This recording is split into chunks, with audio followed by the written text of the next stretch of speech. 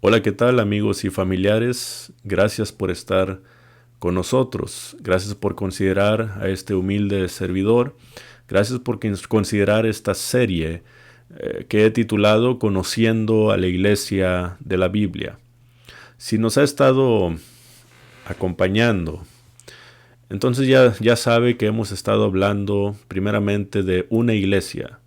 Segundo, hemos aclarado cómo es que esa iglesia fue establecida sobre la roca, esto es, sobre la persona de Jesús.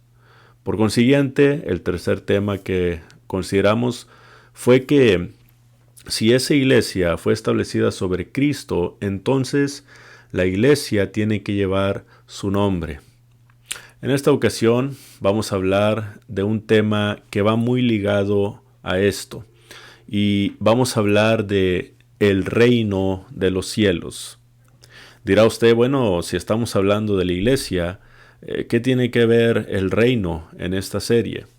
Bueno, tiene que ver mucho, porque cuando usted considera Mateo capítulo 16, versículos 18 y 19, el Señor Jesús usa estas dos palabras de una manera intercambiable.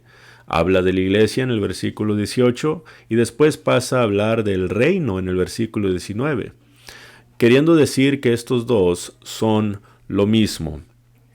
Entonces, si es así, la conclusión más lógica a la cual podemos llegar es que Jesús, cuando habla de iglesia y cuando habla de reino, se está refiriendo a lo mismo.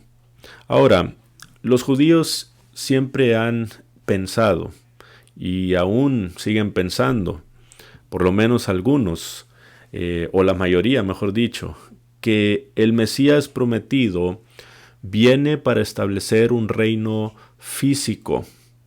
Por esa razón es que en Juan capítulo 6 y versículo 15, cuando Jesús, después de que alimentó a estos 5,000 varones, vinieron porque lo querían hacer rey, pensando que ese era el propósito de Cristo en esta tierra, establecer un reino.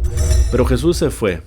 Jesús siempre les aclaró que su reino no era un reino físico, sino un reino espiritual. Esto fue lo que le dijo a Pilato en Juan capítulo 18 y versículo 36, cuando le dijo: mi reino no es de este mundo. Si mi reino fuera de este mundo, mis servidores pelearían para que yo no fuera entregado a los judíos, pero mi reino no es de aquí. Por esa razón nos dice Juan en su relato de Jesús que a lo suyo vino y los suyos no le recibieron. Juan 1:11. La mayoría de los judíos rechazaron a Jesús por no haber llenado sus expectativas. Qué triste.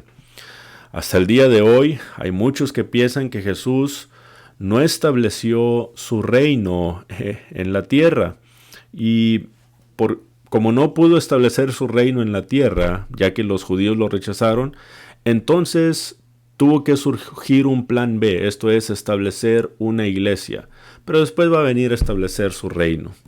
Bueno, eso no es lo que el pasaje nos está enseñando. Sabemos que el reino fue establecido en el primer siglo. ¿Por qué? Bueno, porque Marcos capítulo 9 y versículo 1 nos enseña que el reino iba a llegar en la vida de los apóstoles. Solamente uno de ellos iba a morir, se iba a quitar la vida. Esto es Judas Iscariote. Más adelante Pablo nos dice que él, como los que obedecieron el evangelio en la ciudad de Colosas, ya estaban en el reino. Esto lo puede leer en Colosenses capítulo 1 y versículo 13.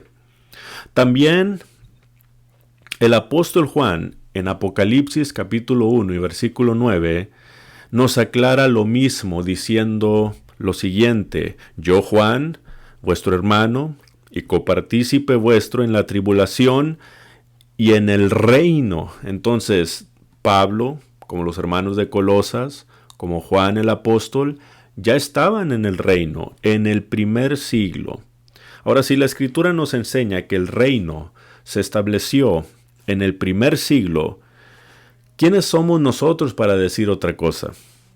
La única manera en la que podemos conciliar esta idea es aceptando que el reino y la iglesia son lo mismo, ya que eso es lo que la Escritura nos enseña con claridad. Por favor, no se deje engañar. Ponga mucha atención a lo que la Escritura nos está enseñando. Abra los ojos y dése cuenta que la iglesia y el reino son lo mismo. Dios me lo bendiga.